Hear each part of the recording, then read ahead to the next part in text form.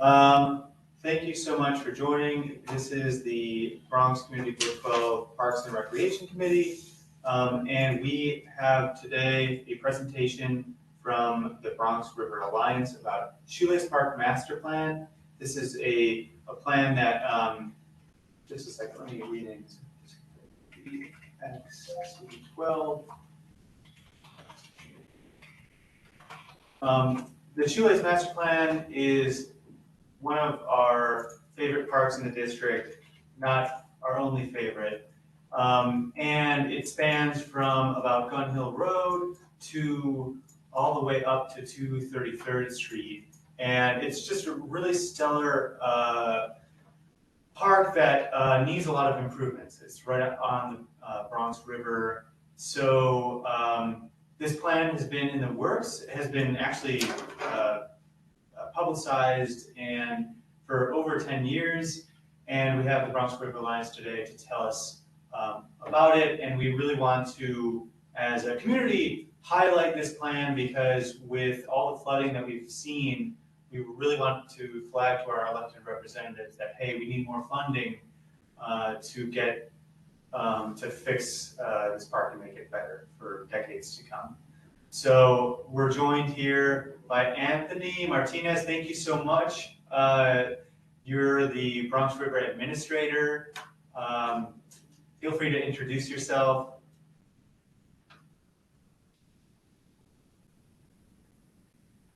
I can't hear you. I don't know if others can. I think he's speaking. We can't hear you. Sid, can you test your audio? Do you mind? Hey, can you guys hear me? Yeah, Yes. You're good. Can't hear you, but we'll let you know. How about now? Yes, it's better. There you go. Good evening, everyone. I'm Anthony Martinez. I'm the Bronx River Administrator. I started in the role back in October, so I'm glad to be here. Welcome. So, Sid, is there any other introduction before we get into the proposal? Well, if you haven't met me before, I'm Sid. I'm the Greenway Coordinator at Bronx River Alliance. And yeah, I last spoke either, I think it was in November, one of the last times you guys met. So we spoke about the Shoelace Park Master Plan a little bit. And in that time since, I recorded a video, which I shared over to Luke, and he shared to the rest of the Parks Committee. So I do hope that some of you got a chance to watch it. It does a great job of summarizing the Shoelace Park Master Plan. Oh, wait, sorry. Sid, you muted. Oh yeah. So I hope some of you got the chance to watch the video, and I was really hoping that today we could kind of have a few minutes here of open discussion to take questions about the video, get some clarifications. And like I said, I know Luke shared it around, so I hope you got the chance to watch it. And if needed, I can summarize basically a handful of the different project areas if you give me a second. Sure. So one thing that we've heard from a couple people in the community is, well, for one thing, wanting to take the playground and the restrooms that are right now in the floodplain and elevate them off the floodplain so that when we have storm events, they don't overflow. That's an essential ask that we have. There's also interest in, we've seen the success of Concrete Plant Park and their foodway, which allows members of the public to eat fresh food, learn how to grow fresh food as part of our park's treatment. And we've got interest in doing that here. We've got some areas of Shoelace Park that, like I know there's a plan for workout equipment near the bocce ball area. But if there's any area that we can try to find, maybe we can encourage the Parks Department to allow us a foodway to have more interaction with nature. Those are a couple things that I've heard highlighted, but of course, anybody on the call with experience or, just knowledge of Shoelace Park or want to share their experience, feel free to unmute and talk about it. What do you want to see?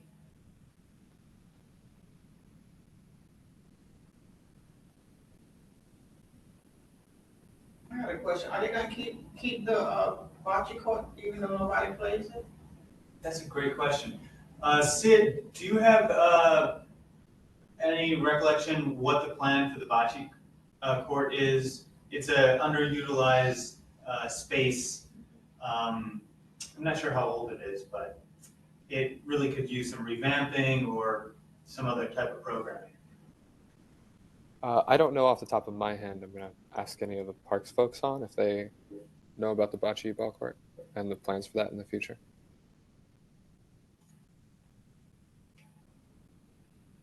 I do not know, but I could find that information out and I can get that back to you. Okay. One thing that, I went on the Bronx River Alliance's Mushroom ID walk in Bronx River Forest and met Journey, who's a local parks advocate. And she has this great idea. She is one of the stewards of the foodway at Concrete Plant Park. And she really wants to see these bocce courts, which already are framed like perfect gardens, as a natural way to, without very much cost, put in soil, and we can turn this into a garden. So if you're not familiar, let me pull up the aerial view.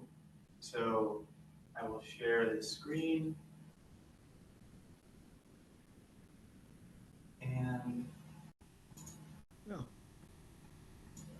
And would anybody from the Parks Department, besides Anthony, like to talk about Shoelace Park and any work that the Parks Department is planning to do, or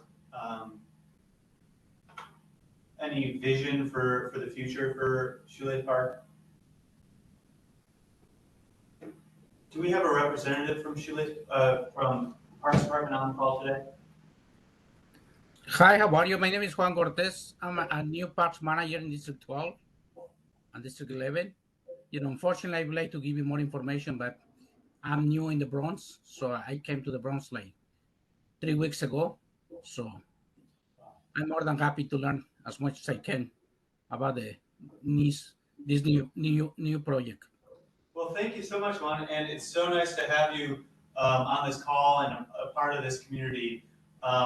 I think that we share a vision to see our parks as even better spaces that we can all enjoy. And sharing on the screen right now is this space right near 224th Street and 225th Street in Shoelace Park. And it's a real opportunity area because these bocce courts that you see, while they're not really used at all by anybody playing bocce. My name is Matt Dorn. I was the previous manager. I'm on the call now. Sorry. Hey, Matt. No worries. Thanks so much. And if anybody has any take or I could give you an update on this spot right here. This area is going to be part of a capital project that'll probably be starting within the next year. They're getting rid of the bocce courts and they will be putting in a concrete pad and fitness equipment there. Right. Okay. That's what I had thought. Do you know if there's anything in that capital plan to move the restrooms from the floodplain up? No. There's no current projects to do that at all for either of the two restrooms that sit in the lower part. That's Olinville and 227th Street. Okay, and you guys are aware of the flooding, the chronic flooding conditions there? We're too well aware. Yeah. So how can we support you in trying to bring this to the attention of our elected officials the people who've got the power to improve this situation. What can we do as a community board to support you guys in shining a spotlight on this? I mean, I've walked Shoelace Park when we've had major storms, and it's really amazing to see. Is there anything that we can do as a community board to help this situation?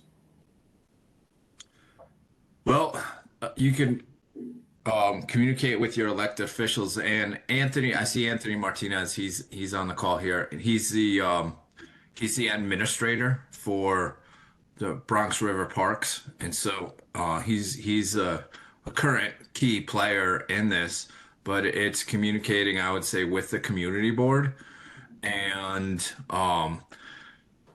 really pitching a future plan that is viable. It's a very difficult construction project for the agency in that there's so much underground utilities that would have to get completely redesigned, rerouted, moved, and the cost of this would be really high.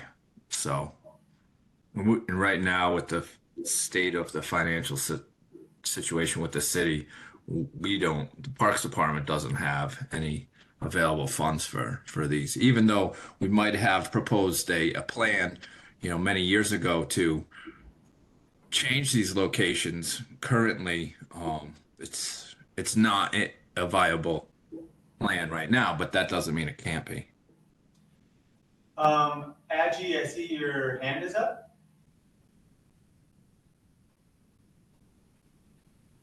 Feel free to unmute if you'd like to chime in.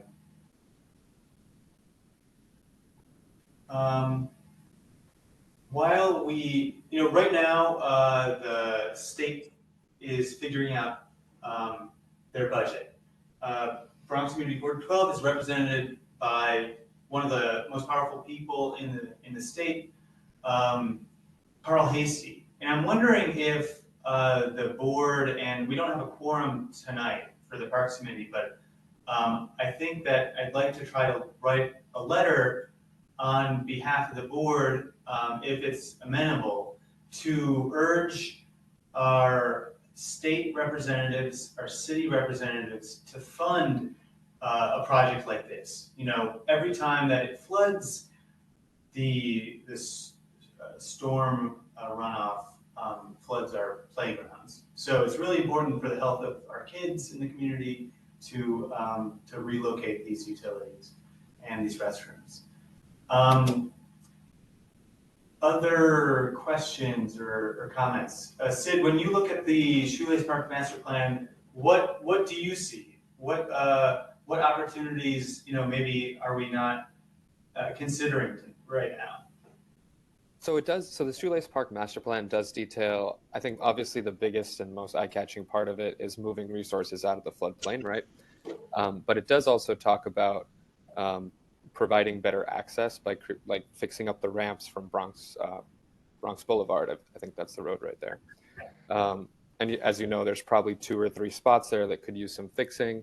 Would it be a much smaller capital project? May require less political will in the long term to move forward and see improvements to the park in a quicker time frame as well. Of course, it's not the same as moving park resources up and out of the floodplain. But access is one of them. Another is other stormwater practices that can be implemented in the park outside of those new huge retention, like playground retentions that you would move up. And of course, there's also restoring the natural ecology of the park, like planting pollinator gardens, native trees, in order to improve the health of the land and the soil and the water and the river. That is much needed. I'm just taking notes. That's something in the chat. Okay, we have a comment from Aggie Henderson, the co-chair of the Hutchinson River Restoration Project. We'd like to help in clearing any areas where garbage would enter the river. And Aggie put her contact information in the chat. We do have, if people don't know, a kayak access point on the Bronx River. It's a really wonderful opportunity to interact with your city and your park system in a totally different way.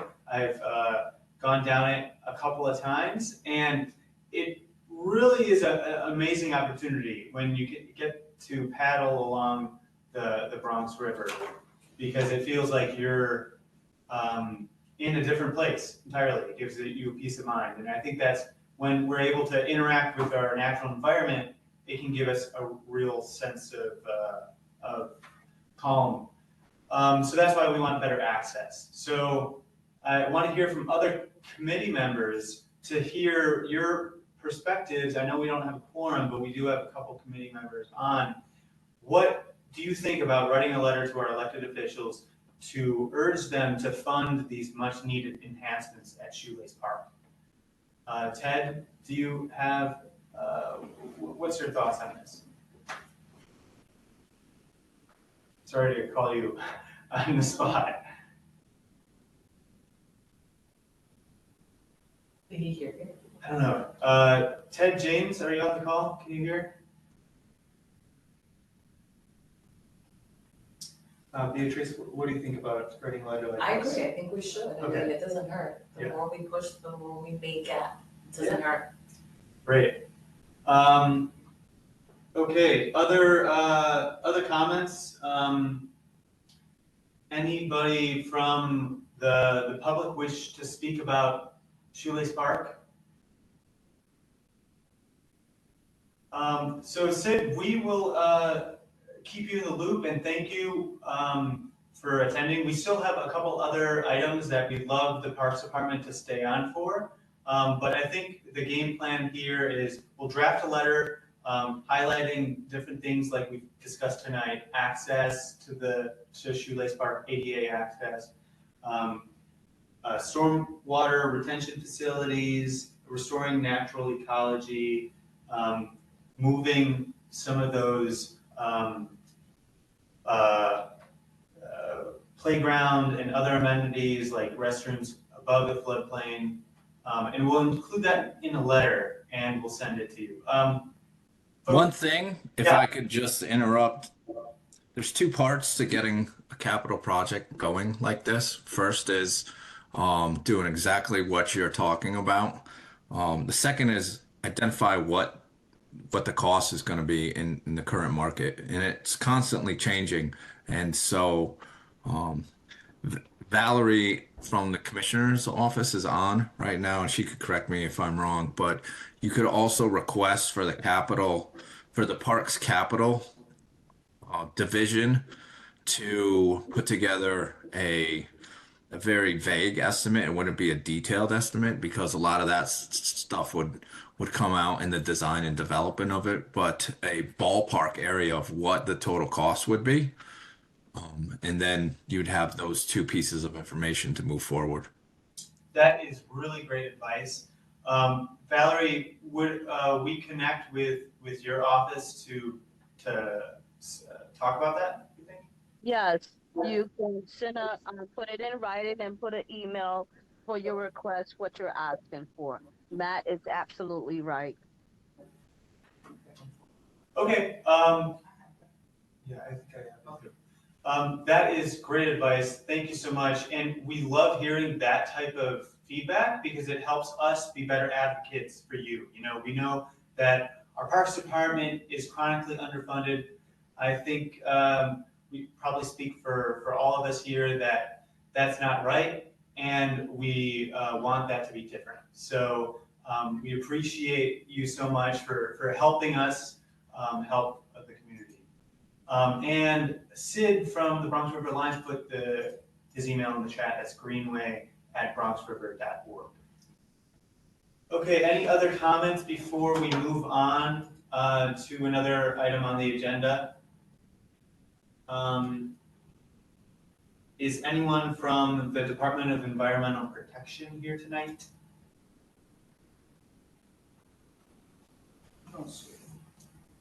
Okay, so DEP presented a plan to our land use committee. They are maybe about 30% designed for a plan to create a combined sewage overflow retention facility on the Hutchinson River. The Hutchinson River is surrounded by manufacturing districts, and a lot of pollution ends up in the Hutchinson River, not only from that, but also because there are sewers that, when the rainfall gets too much, they just overflow raw sewage into the river. We've got representatives from the Hutchinson River Restoration Project. They were on the call. I don't see them quite yet.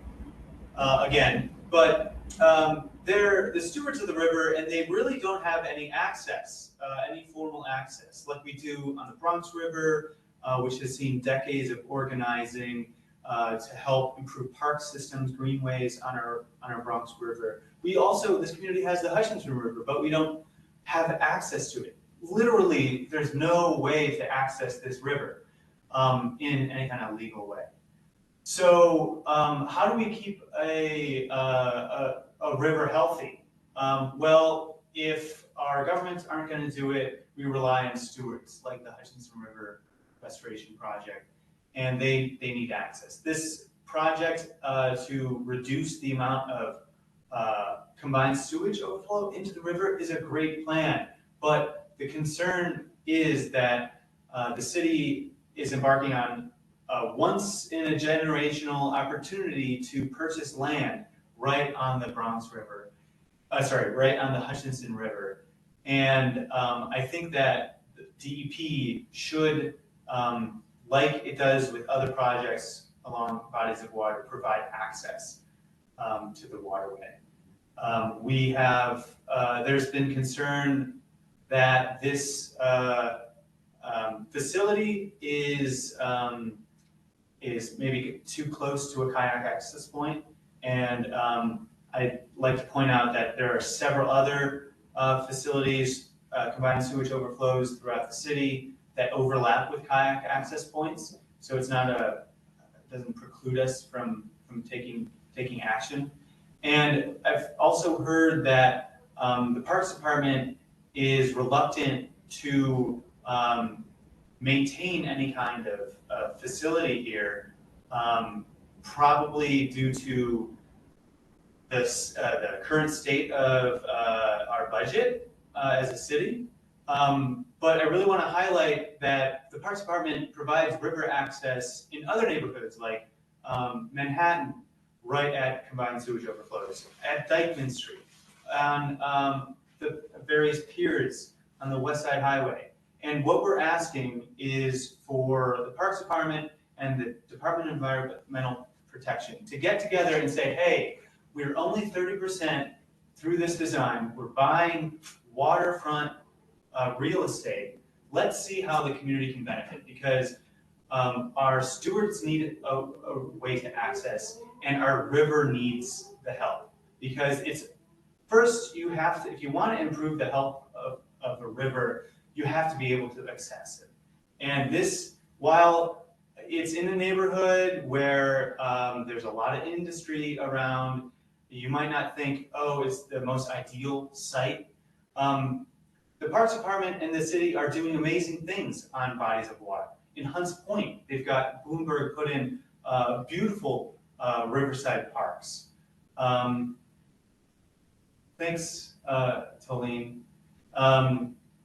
So what we're asking is for the Parks Department to come to the table and say, hey, we hear you, there's a current challenge in our fiscal right now, but this plan is decades away. So instead of trying to hold up any progress here, and we really hope that the Parks Department and DEP can find a way to give the community access to this river, at least for the stewards who have to climb through the weeds to even access it. So I was wondering if the Parks Department wants to shed any light on their deliberations with DEP, or talk about how we can better access the river in general.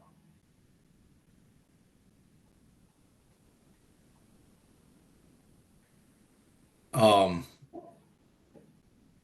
I think those are great things that you stated, and I think no one on this call is high enough on the agency to be able to tell you how those deliberations are going. I know myself, for the Bronx, regional manager for the Bronx, I had no idea that this was going on, and so can't shed any light or let you know, where the status of any talks are in regards to first the acquirement of land and turning it into parks, and that would be the principal requirement for the Parks Department to then be given jurisdiction over stewardship of any entry points into the river. So this stuff is usually done at the agency commissioners level, with the mayor's office and with the commissioner of DP. So I I can't, as a regional manager, I can't shed any light on any of that.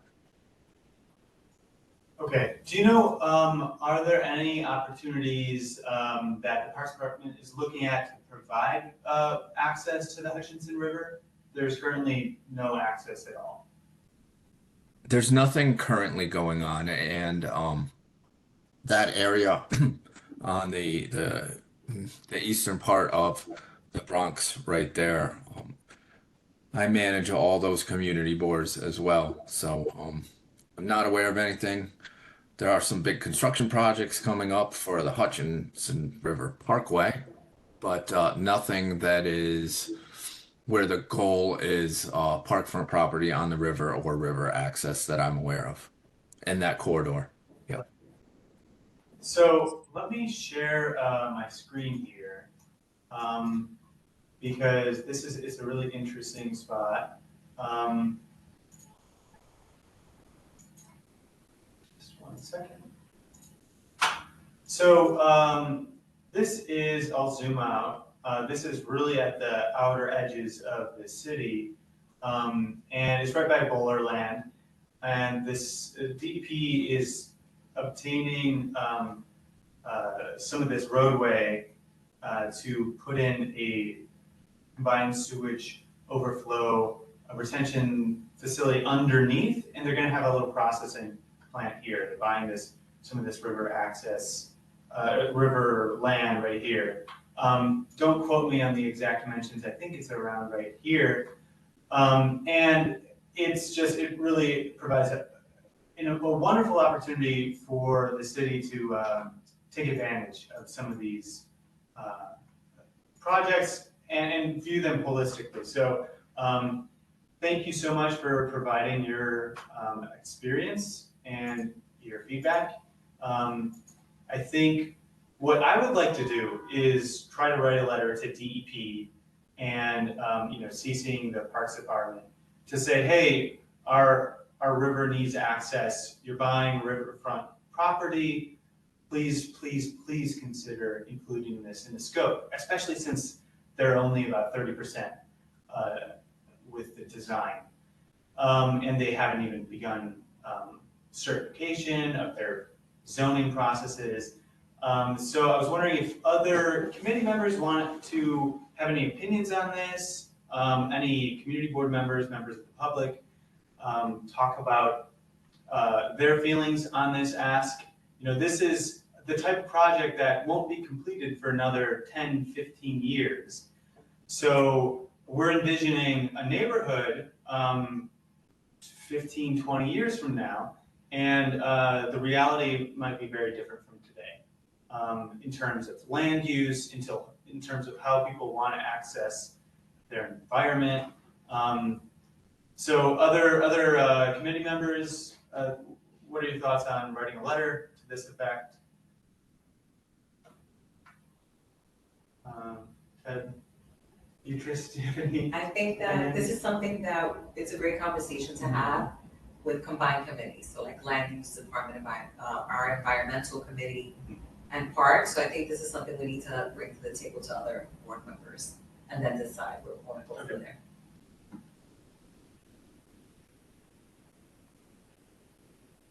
Just one second. Okay, so any other thoughts on the Hutchinson River? Has the Hutchinson River joined us? They were on the call earlier. No, I think he left. Okay, so thank you so much for taking part of this conversation. Wanted to open the floor to any community gardens on the call, or anybody who wants more information about community gardens. We're finding a lot of small little green spaces throughout the district. And we have somebody, are you with?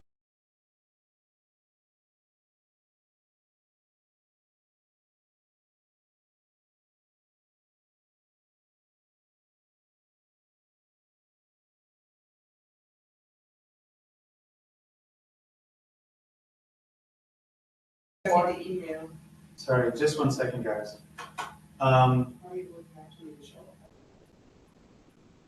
What are you meeting? Maybe you have the wrong. MPC, if you're looking for MPC, they're not meeting tonight. This is a random email. If you want, you can stay. We're talking about community gardens. Yeah, MPC. Okay. NBC. Sorry about that. You know, I try to keep it. The last Friday of the month, I think they're meeting. Okay, thank you. Okay, so Sorry about that. no worries. So wanted to highlight that our Parks Department and local nonprofits are getting together this spring, like the New York Restoration Project and our own Bissell Gardens, to give away free trees. So if you've got a backyard, a front yard that you think a tree would be a great addition, we highly encourage you to take advantage. They're free, they're a lot of fun to maintain and watch grow. They can be great gifts. And our own Bissell Gardens, which is in Wakefield, has a free tree giveaway on April 14th. That's on the weekend from 10 a.m. to noon. I don't think anybody from the Department of Environmental Protection is here. If so, please shout out. But I heard from a friend in Brooklyn who says that they are able to connect with DEP to manage and plant flowers in rain gardens. I tried to reach out to DEP to find this out, and they haven't answered me. But we'll leave that to another day. Thank you so much to our Parks Department and the Bronx River Alliance for taking time out of your night to talk with us and highlight the importance of having access to parks. And I hope you guys, everybody on the call, goes out and tries to enjoy spring. We're starting to see the budding flowers and the budding trees. So with that, Well, can I just interject? This is Valerie from the Commissioner's Office. I just got a couple announcements from our Commissioner's Office that I want to announce tonight. We have coming up Saturday, March the 23rd, is pitching for Bronx ball fields. Join your fellow leagues, teams, players, and spectators and volunteering to clean up fields and courts and parks across the Bronx. And in Community Board 12, we have PS 21 ball field. So if anyone want to participate on that day, you can go on our website. You can, register to be part of that. I shared it with the community board, but I can also share it with you as well, Luke. Also, we're still highlighting Less Green NYC. Community Board 12 can join in with hundreds of thousands of New Yorkers in a common cause giving back to the community. You can go on the website, you can find a volunteer group, and we know for a fact that Seton Falls Park, that we do have a restoration ongoing programming that's going there. You can clean up, you can do fitness, you can do outdoor adventure, gardening, and horticulture. And lastly, I know Community Board 12 has the concerns with our restroom hours.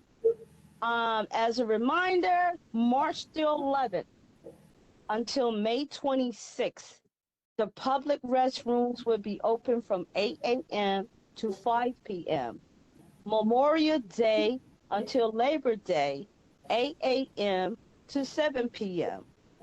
Beginning September the 3rd, 2024, and until November the 3rd, 2024, 8 a.m. to 5 p.m.